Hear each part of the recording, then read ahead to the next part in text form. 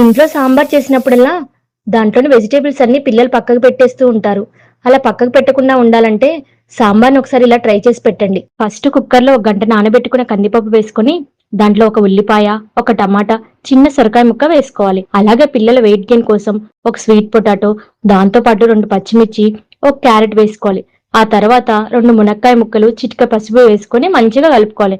Next దీంట్లోకి చిన్న glass నీళ్లు పోసుకొని కుక్కర్ స్టవ్ మీద పెట్టుకొని 4 విజిల్స్ వచ్చాక ఆఫ్ చేసుకోవాలి. పప్పు ఇలా ఉడికాక దాంట్లోని మునక్కాయ ముక్కలను విడిగా తీసుకొని పక్కకు పెట్టుకోవాలి. ఇలా వెజిటేబుల్స్ అన్ని ఇందులోనే వేసుకోవడం వల్ల పప్పుతో పాటు ఇవి కూడా చక్కగా ఉడికిపోతాయి. ఆ తర్వాత పక్కకు పెట్టుకున్న మునక్కాయ ముక్కలని గుజ్జుని ఇలా విడిగా తీసుకొని పప్పులో కలుపుకోవాలి. నెక్స్ట్ దాంట్లో కాస్త చింతపండు రసం, గ్లాస్ నీళ్లు, తగినంత ఉప్పు వేసుకొని ఇలా మంచిగా కలుపుకోవాలి. ఆ తర్వాత కడాయిలో కాస్త నెయ్యి వేసుకొని కొద్దిగా జీలకర్ర, ఒక ఎండుమిర్చి, 2 వెల్లుల్లి రెబ్బలు, కరివేపాకు వేసుకొని ఇలా చక్కగా సాంబార్ని తాలింపు వేసుకోవాలి. ఆ తర్వాత దీన్ని కాసేపు స్టవ్ పై మరిగించుకుంటే అంతే, టేస్టీ టేస్టీ సాంబార్ రెడీ.